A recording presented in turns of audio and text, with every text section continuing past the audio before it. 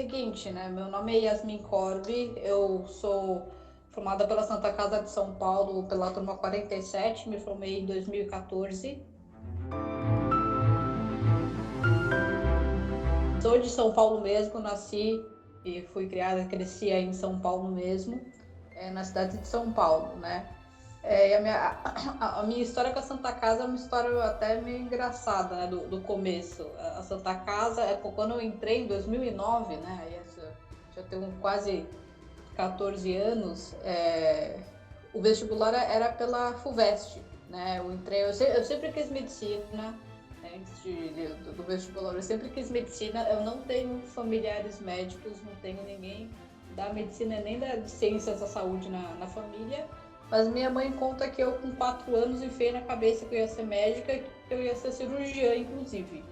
Isso já com 4 anos de idade, eu não sei o que passou pela minha cabeça, eu sei que essa era uma certeza que eu tinha desde sempre, que eu queria fazer medicina e que eu queria ser cirurgiã. Aí chegou na época do vestibular, né, provas, não sei o quê, meu avô, ele já tinha 90 anos, acabou, né, vindo a Santa Casa mesmo, né, meu avô, ele era um senhor espanhol muito teimoso que não queria ter plano de saúde. O médico dele na época era um dos chefes do PS da Santa Casa da Clínica e acabou sendo acudido pela Santa Casa mesmo, né? O primeiro contato pela Santa Casa foi antes mesmo da faculdade, indo visitar meu avô. Mal sabia eu que dois anos depois, aí uns anos depois, eu ia estar lá dentro como aluna, né? Eu passei, quando eu prestei vestibular, o vestibular era pela FUVEST ainda, né? Meus pais, os dois fizeram USP, né?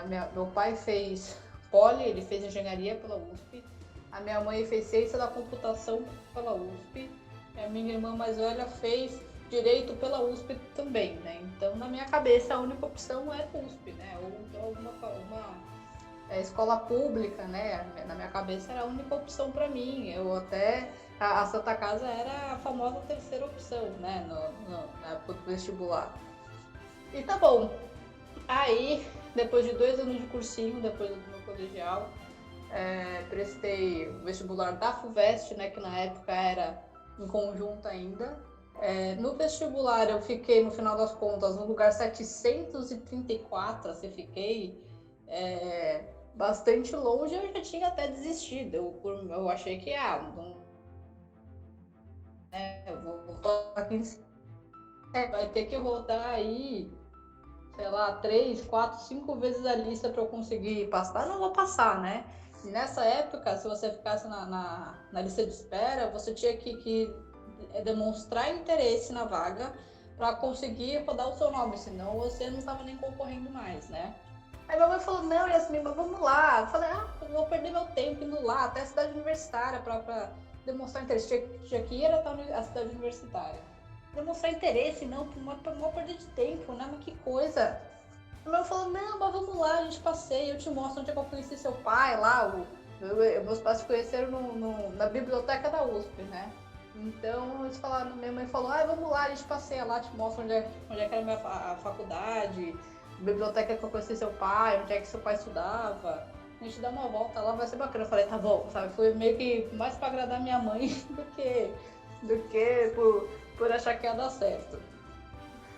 Isso foi em janeiro, aí, né, em março rodou as listas todas e no fim das contas eu passei, né? Descobri que eu passei. E na época não tinha como descobrir assim tão fácil, porque eu tinha voltado pro cursinho, já estava tendo aula no cursinho, pro meu terceiro ano de cursinho, e daí alguém me mandou um SMS, porque na época os celulares não tinham internet, não existia internet no celular. Eu acho que a minha irmã mandou mensagem falando que uma amiga viu meu nome na lista. Eu falava 700 e não sei quanto, meu nome na lista, até parece. A minha irmã falou, não, mas ela falou que fez seu nome. Assim, meu nome, ele é meio esquisito, né? Yasmin Diz e Gil Corbin. Então não é um nome que é facilmente confundido. Eu falei que trabalhava, né, na época, você tinha acesso à internet, que a internet era só em locais, assim, com computador mesmo, não era um acesso remoto, assim. E ele me respondeu só com uma mensagem, sim. Eu falei, sim o quê? Sim, passei? Sim. Né? Sim o quê? Né? Falou, sim, você passou, parabéns. Meu pai é meio estoico na hora de mandar mensagem. Aí eu virei pro lado, virei pro outro e falei, galera, tô indo embora porque eu passei aparentemente. Fui embora do cursinho, nunca mais voltei, graças a Deus. E assim que começou aí esse casamento, que foi eu e essa tacada que por um acaso passei e no fim das contas foi a melhor opção para mim, assim. Eu acho que eu não seria tão feliz fazendo medicina ou sendo médica formada por qualquer outra instituição. Para mim, eu acho que foi um casamento perfeito, ideal, assim. Foi uma escola que eu tenho no meu coração e que o tijolinho já está dentro do meu ser. Não acho que eu seria tão feliz em qualquer outro lugar.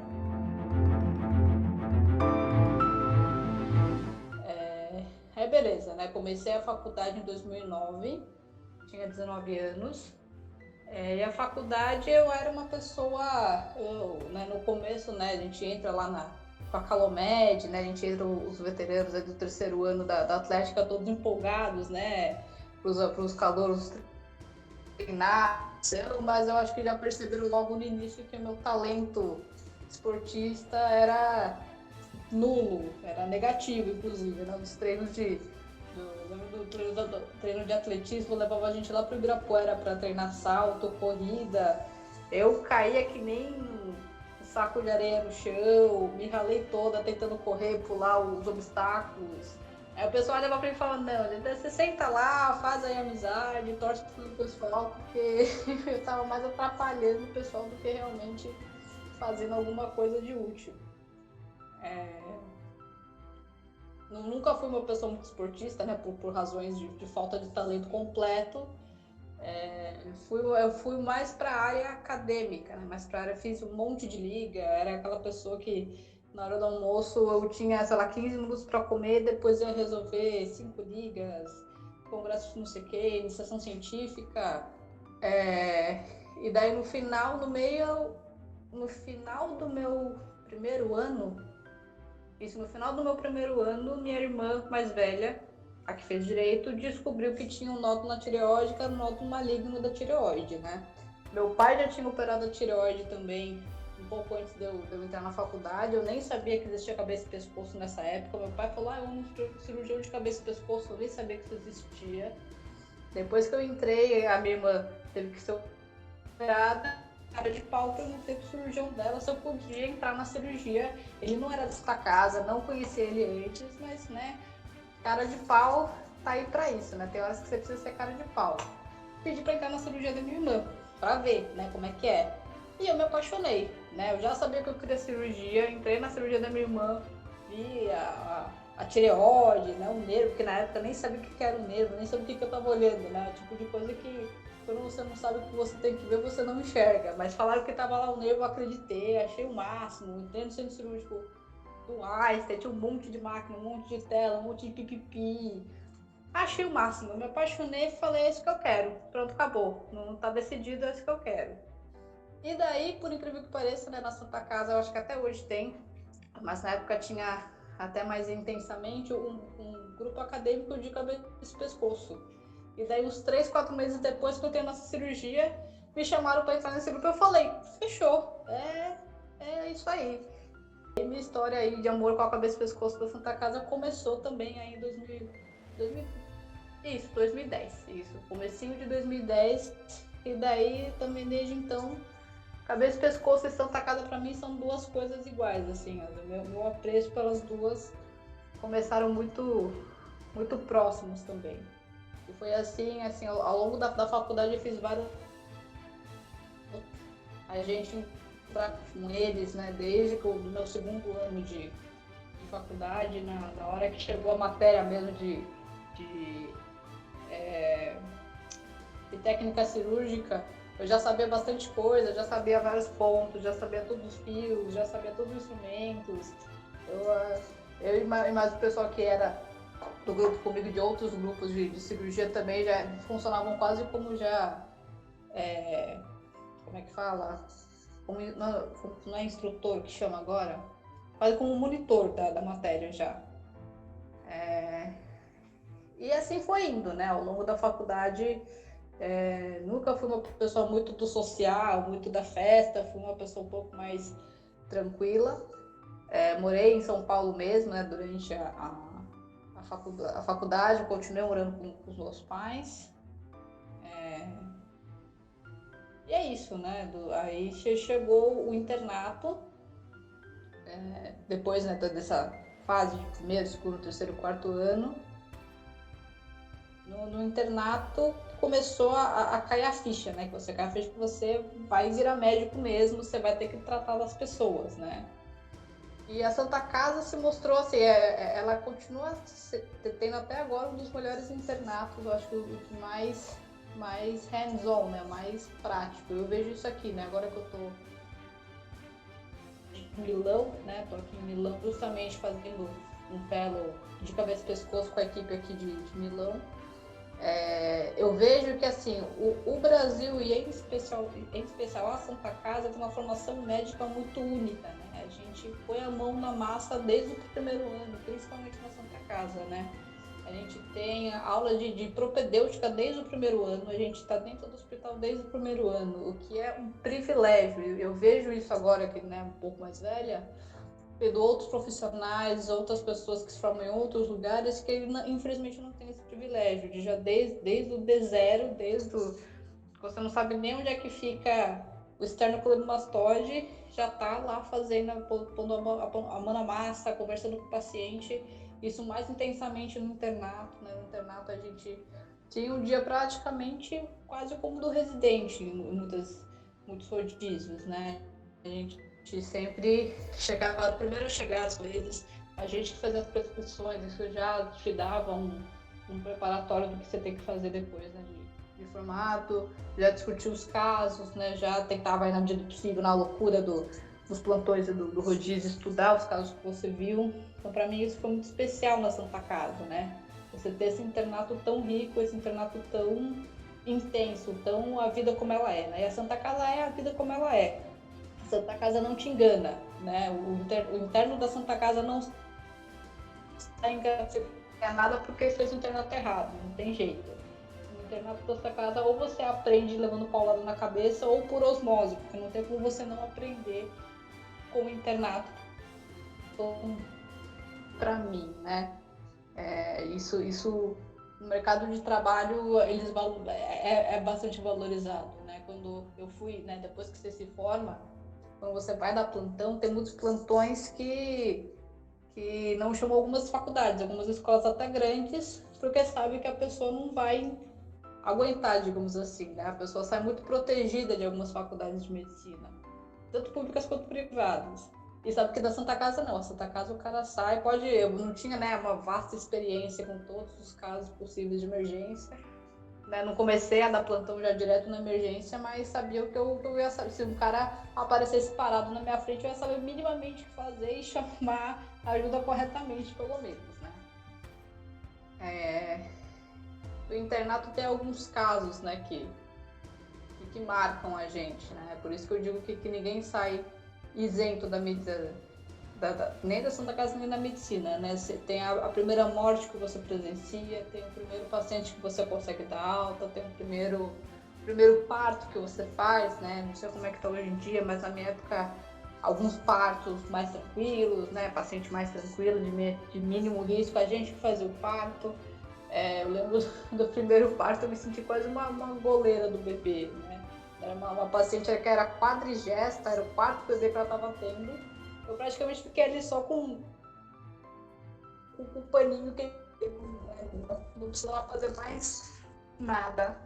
A não ser só esperar sair, mas para mim já foi, né, o máximo. E, a primeira cirurgia que você entra como interno, que deixa até você fazer alguma coisa, dar um ponto ali, que pro interno nossa, o máximo, né? Você sente o próprio cirurgião, a própria DIB de ATM dando ponto na poneurose. E tem, infelizmente, a primeira morte. A primeira morte eu lembro, foi no meu 5º ano, no estágio da clínica, que foi, acho que, um dos primeiros que eu me lembre. Uma paciente que já chegou, provavelmente ela tinha alguma coisa metastática abdominal, já chegou e morreu por hematêmese. Eu que estava presente na hematêmese, como a gente passava todo o santo dia no meu paciente, o paciente já achava que a gente era o médico dele, né? E daí a filha saiu correndo pra me chamar no corredor e falou que a mãe estava passando mal. Ah, ela estava realmente, né? Tem uma hematêmese franca ali. Chamei a residente, a R1, a R2, não lembro qual era o grau, assim, dela, que inclusive está na Santa Casa até hoje. E realmente ela faleceu 2 minutos depois por conta de quase exsanguinação. Então é uma coisa que te marca, né? Eu lembro disso até hoje como algo marcante na vida, imagino eu, que de todos os médicos. Acho difícil alguém esquecer a primeira. E isso é algo que deveria nos fazer pessoas melhores, né? Eu sinto, porque a gente vê tanta gente morrer e você percebe tantos médicos, né? Não são médicos profissionais da saúde, assim, tentando atitudes tão mesquinhas que eu penso, né? Será que ele não passou por isso também, né? Será que isso não transforma você? Não sei, é uma coisa que eu fico pensando, porque são tantos ensinamentos que você tem ao longo dessa vida para o mínimo que você precisa ser humilde, né? Saber que você é como o seu próximo, de uma certa maneira. Mas, enfim, teve a primeira morte. E é engraçado, a Santa Casa também, ela é um microcosmo do universo, né? Ela é um pouco do que o mundo é. Eu lembro no meu 5º ano, também na clínica médica, eu conheci a primeira negra albina que eu vi na minha vida. Era uma moça, Marie, lembro até hoje, uma moça que ela veio fugida da África, ela acho que ela era da Costa do Marfim, em algum lugar ali dessa região da África. E ela veio fugida da África porque ela era uma moça negra albina. E eu descobri que negros albinos na África, eles são vistos como amuletos meio que da sorte, assim. Então, no mercado negro aí, na clandestinidade, são vendidas partes deles, são meio que mortos para vender as partes deles como parte de meio que de feitiço, de simpatias. Eles são vistos como, tipo, grandes amuletos que são meio que perseguidos por conta disso, né? E daí ela fugiu aqui pro Brasil. Eu lembro que ela tinha, imagina, um albino morando na África, né? Ela tinha um enorme câncer de pele aqui na região do ombro.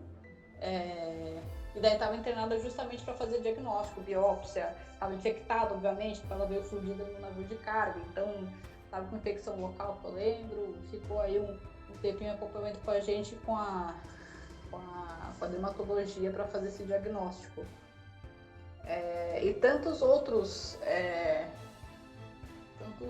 imigrantes também, né? É uma coisa que eu não tinha noção antes de entrar na Santa Casa, o quanto de imigrante que o Brasil, especialmente São Paulo, tem.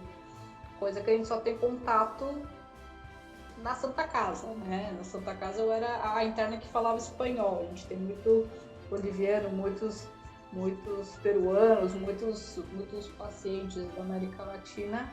Eu acabava sendo muitas vezes a intérprete, até na pediatria, para explicar para a mãe, olha, tem que usar uma matéria desse jeito, né? Tem que fazer assim, porque por mais que o português seja muito próximo do espanhol, não é a mesma coisa. E muitas vezes falava espanhol mesmo, falavam outros dialetos que daí eu não sei falar, mas enfim, era um pouco mais próximo da realidade deles. Essa paciente africana albina também, ela só falava francês. Tinha uma outra interna que também falava francês, então acabou ajudando a gente também. Isso ao longo de toda a faculdade a gente percebe, né? Que a gente vai se virando na língua, que a Santa Casa também tem muita gente de fora, muitos imigrantes. A gente atendia muito chinês. Eu lembro que na ginecologia eu tinha muita coreana, que tem muitos coreanos, né, próximo da Santa Casa. Na ginecologia tinha nas salas, né, no centro obstétrico, nas salas de preparatória, por exemplo, que as pacientes ficavam ali esperando o trabalho de parto, tinha grudado na parede em português a fonética escrito em coreano, por exemplo, faz força de cocô, mas isso escrito em coreano, justamente que daí na hora que você tá lá no quarto da moça coreana, você fala Mingamun, né? Tem a fonética escrita como se fosse em português. Faz Inhum, e daí embaixo escrito em coreano para a moça entender o que você tá falando, né? Muitas dessas coreanas tinham uma tradutora. Esqueci o nome da tradutora, eu lembrava até pouco tempo atrás. Mas eu tô com uma tradução, entender o que o médico está falando. Era sempre a mesma. A comunidade coreana, eu acho que tinha a mesma tradutora, que era a mesma para várias grávidas. A gente acabava vendo ela várias vezes na Santa Casa, entre ambulatório e centro obstétrico. No internato, o internato da Santa Casa, eu chegava em casa, que eu tava pros meus pais falavam assim, nossa, que internato é esse que você tá fazendo, Yasmin? Pelo amor de Deus, só coisa maluca que você vê nesse lugar. Eu falei, pai, né? Tem coisas que é só na Santa Casa mesmo, né? Tem coisas que não tem em nenhum outro lugar. Bom, o internato, eu acho que foi mais ou menos isso, né? Quinto, sexto ano. Acabou o sexto ano, né? Teve formatura, teve todo, né? Essa sensação de que finalmente eu vou ser alguém na minha vida, né? Vou parar de ser estudante, depois aí de 25 anos sendo estudante de alguma coisa, vou ser gente grande, né? Eu, logo depois da faculdade, eu fiquei um ano no exército, passei na prova de residência de cirurgia. Eu queria fazer cirurgia na Santa Casa, justamente porque eu sabia que para a cirurgia é uma das instituições mais importantes, mais respeitadas, que tinha também justamente uma parte prática muito intensa. Para mim era importante isso. E eu queria fazer cabeça e pescoço da Santa Casa também, então ia continuar lá de um jeito ou de outro, né? Então passei na prova de residência, fiquei um ano fora no dinheiro fazer residência mais e comecei a residência em 2016. Residência de cirurgia geral, né? De 2 anos. E daí foi outro capítulo de coisas bizarras também que só na Santa Casa acontece, né? Acho que só o residente de cirurgia da Santa Casa tem as experiências quase extraterrestres que a gente tem naquele PS, né? A pergunta que eu não quero calar, o que eu vim fazer em Milão, né? O projeto de vir para a Itália começou desde que eu comecei a minha residência de cabeça e pescoço. Minha residência começou em 2019. Nesse ano, um outro colega nosso, o Dr. Lucas Tenório, ele fez cabeça e pescoço e cirurgia na Santa Casa, mas não se formou aí. Formou na escola na Bahia. Ele estava fazendo também um fellow nos Estados Unidos, na Johns Hopkins. Ele ficou lá 3 meses. Ele foi em 2018, e 2019 que eu fui o Dr. Júlio, outro também que se formou aí na Santa Casa. E eu também queria fazer, falei, pô, que bacana fazer esse intercâmbio internacional, né? Você conhecer outra instituição, ver outras coisas. Eu sempre quis fazer alguma coisa internacional relacionada à medicina, né? Passar um tempo fora vendo outros serviços de medicina. Eu acho que isso é importante, né, para você expandir um pouco dos horizontes, né? Eu fiz faculdade na Santa Casa, residência de cirurgia na Santa Casa, residência de cabeça e pescoço na Santa Casa. Eu só conhecia meio que a Santa Casa, o jeito de fazer, né? O jeito Santa Casa de fazer as coisas. Eu acho importante a gente ver outros jeitos também. Então já tinha esse projeto de ir para algum lugar fora. E daí, conversando com o Dr. Antônio, né? Dr. Antônio José Gonçalves, que ele até já deu uma entrevista no projeto, ele tinha essa vontade de que alguém viesse aqui para a Itália para passar alguns meses aqui com o Dr. Spriano, que também o Dr. Spriano, ele foi, se não me engano, presidente da Sociedade Europeia de Cabeça e Pescoço, ele é cirurgião de cabeça e pescoço, ele é o chefe aqui, e é conhecido do Dr. Antônio. Ele se conhece de congressos que já foram juntos, né? São amigos, fizeram um congresso ítalo-brasileiro uns anos atrás, então eles já se conhecem aí do meio internacional da cabeça e pescoço. E eu tive essa ideia, falei, para que eu vou para os Estados Unidos, que 2 já foram, já vieram, a técnica que eles aprenderam lá, a gente já está fazendo no Brasil regularmente, não tem por que eu ir lá, já que eu vou ter que gastar um dinheirão, né? Estou aqui meio que por minha conta, não tenho bolsa, não tenho nada, estou aqui com o dinheiro que eu juntei nesse tempo. Então, já que eu vou gastar o dinheiro, eu vou fazer alguma coisa diferente, alguma coisa que ninguém fez, né? Uma coisa fora do que todo mundo já fez. E tinha esse projeto de ir para a Itália. Eu falei, Itália, eu tenho, né, cidadania espanhola, para mim vir aqui para a Europa é fácil, não preciso de visto, não preciso de nada, só o meu passaporte acabou. E eu falei com o doutor Antônio, né, o que o senhor acha? Você acha que é possível, que é factível? Ele falou, não, claro, vamos fazer, não sei o quê. Mas daí começou, né, em 2019 eu comecei a residência, 2020 pandemia de Covid, né. Durante a pandemia, obviamente, tava terminando a residência, depois que terminou a residência, 2021, que eu já estava formada, aí veio, né, piora da pandemia ainda, não tinha como viajar, tinha várias restrições, eu achei melhor não me empolgar muito, mas agora em 2022, aí deu certo, né, a gente conversou com o doutor Cipriano aqui, ele falou que super aceitou eu vir aqui para passar esses meses, vou ficar aqui 3 meses, né? Estou aqui desde o começo de setembro, vou ficar até final de novembro, ficar 3 meses aqui para acompanhar o serviço, né? O serviço italiano e europeu como um todo é um serviço muito parecido com o brasileiro, né? Na cabeça e pescoço existem algumas escolas que operam mais, outras escolas que indicam mais radioquimioterapia, né? A escola americana é uma escola que indica muito radioquimioterapia, até porque o sistema de oncologia deles é muito mais fácil de ter acesso. No Brasil, no SUS, principalmente, é muito difícil você ter acesso à radioquimioterapia, então a gente acaba operando muito mais pacientes fazendo cirurgias parciais de laringe. Isso, né, pensando em cabeça e pescoço, coisa que aqui na Itália eles fazem muito, eles têm muita experiência com isso, e eu vim aqui ver como é que eles fazem, né, as técnicas diferentes que eles usam, enfim, vim aqui aprender um pouco para levar um pouco desse aprendizado para o Brasil, voltar para o Brasil com um pouco de aprendizado também. Devolver, principalmente para a Santa Casa, tudo que a Santa Casa me deu. Não sei se na minha vida inteira vai ser possível devolver tudo, mas espero que um pouco, né? Eu continuo na Santa Casa depois da residência como pós-graduanda, né? Eu sou aluna do mestrado aí também, esqueci de falar no começo. Defendo meu mestrado também aí, final desse ano, começo do ano que vem.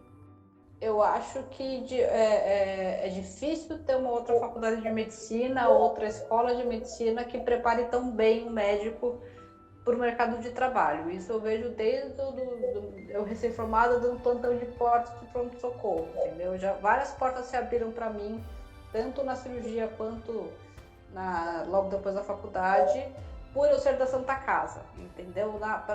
Depois da residência de cirurgia, principalmente, porque sabem que a gente sabe lidar muito bem com o paciente grave, né? A Santa Casa, por ser um hospital porta aberta, tanto para o interno quanto para o residente, isso é uma dádiva, mas é também uma, como eu posso dizer, é uma dádiva, mas também uma maldição, né? Porque é uma dádiva porque você tem uma experiência enorme, coisa que nenhum outro lugar você vai ter.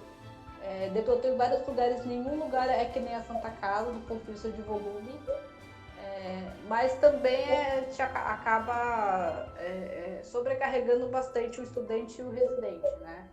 Somos estudantes mais sobrecarregados e residentes mais sobrecarregados, mas isso não é por conta da instituição, é por conta do sistema como um todo, né? Isso vários residentes do Brasil inteiro são assim. Na Santa Casa, talvez um pouco mais por conta desse esquema porta aberta. Mas a gente sai muito bem formado, assim, pronto para vários desafios. Assim, eu não me lembro de nenhum plantão que eu tive algum caso que eu não fazia a mínima ideia do que fazer. Eu sabia pelo menos por onde começar, a quem eu tinha que perguntar, né? A Santa Casa, você faz vários amigos, assim, para a vida. Amigos esses que daqueles que você pode ligar no meio da madrugada para fazer uma pergunta de algum caso, né? Via de regra, são colegas que ou são veteranos, ou seus R+, ou seus R iguais que foram para outras especialidades, que você sempre pode dar aquela perguntada, né, no plantão. O que você acha desse caso? Vou te mandar uma tomografia. Eu acho que é isso, o que você acha que eu posso fazer? Então você faz uma rede também de suporte para você mesmo que em poucos lugares você consegue fazer, né? Todo mundo acaba se ajudando muito na Santa Casa. Na Santa Casa, eu falo até para os pacientes, Santa Casa não tem muita coisa, né? Tem dia que não tem dipirona, tem dia que não tem gás, mas o que tem lá sobrando é boa vontade, é vontade de ajudar o paciente que está lá, né? Isso na Santa Casa não falta, boa vontade e vontade de ajudar. Mas é isso, eu acho que é uma instituição que forma muito bem, tem essa tradição, né? Sempre formou muito bem, mesmo antes da faculdade, essa faculdade de medicina da Santa Casa formava médico, e isso é uma coisa que poucas instituições sabem fazer tão bem. A gente é novo na idade, mas parece que a gente já viveu 5 vidas, né? Sendo médico, tendo feito residência, é uma vida muito intensa, né? Você tem anos ali, porque assim, que nem o senhor falou, eu tenho aí mais 60 anos de profissão, provavelmente. Eu demorei 10 anos para me formar, né? Eu demorei 1/6 desse tempo para me formar, e nesse 1/6 eu tinha que aprender tudo, né? É uma coisa que é muito louca, você tem que viver 60 anos em 10, mais ou menos, né? Você tem que viver intensamente isso daí para você ter a experiência que eu tenho agora, para você olhar para o paciente e falar, esse paciente está esquisito. E às vezes é uma coisa que não é um conhecimento de livro, não é um conhecimento que você leu no livro que era assim, assim, assim. Você bate olhando o paciente e fala, esse paciente está estranho. Eu lembro, justamente num dos meus plantões de recém-formada, eu estava plantando uma enfermaria. Eu, cirurgiã, dando plantão de enfermaria, né? Que loucura.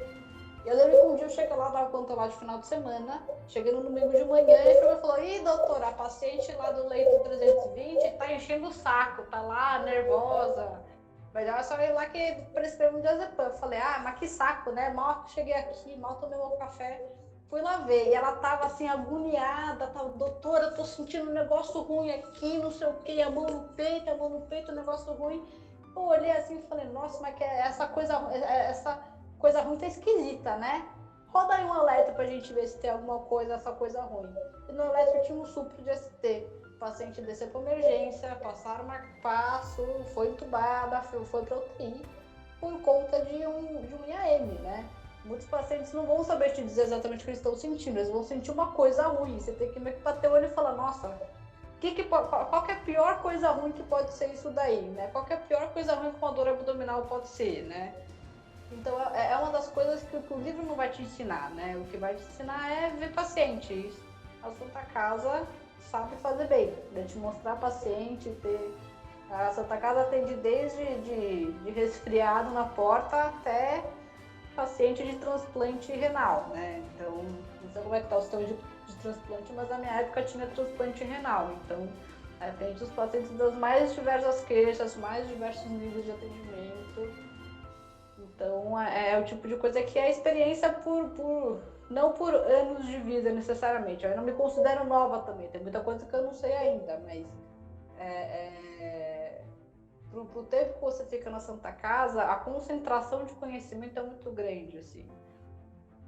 Eu lembro de um colega meu que se formou um pouco antes de mim, que ele fez digestivo também, né? Ele falou que do R1 de cirurgia para o R2 de cirurgia, você se transforma, você vira outra pessoa, você vira alguém que consegue mais ou menos manejar um pronto-socorro. Você tem já esse feeling, justamente esse feeling. Quem que é o paciente que está grave, que eu preciso me preocupar? Quem que é o paciente que é menos grave, que eu posso ver daqui a 10, 15 minutos, né?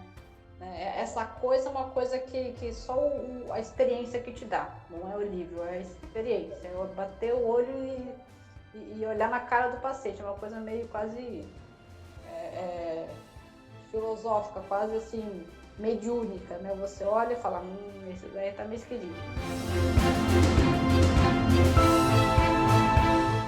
Eu acho que fiquei muito emocionada quando me chamaram para dar essa entrevista, porque a Santa Casa para mim é a minha casa, né? Eu moro do lado da Santa Casa desde que eu comecei a residência.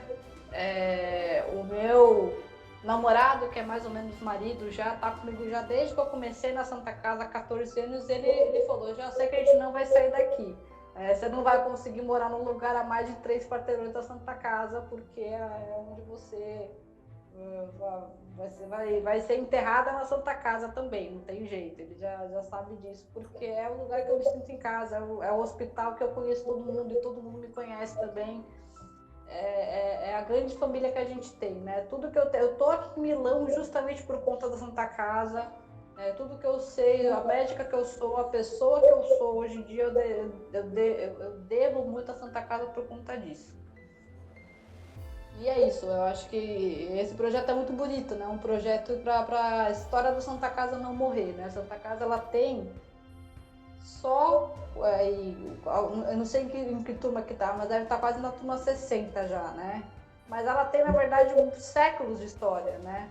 Ela não começou em 1963, ela começou lá no começo do século, né? É a mãe de todas as escolas, então acho que é realmente uma memória que não pode morrer. Eu acho que o Brasil deve muito à Santa Casa, e a Santa Casa muitas vezes não é reconhecida. Eu espero que ela tenha mais reconhecimento aí nos próximos anos como uma grande instituição que é.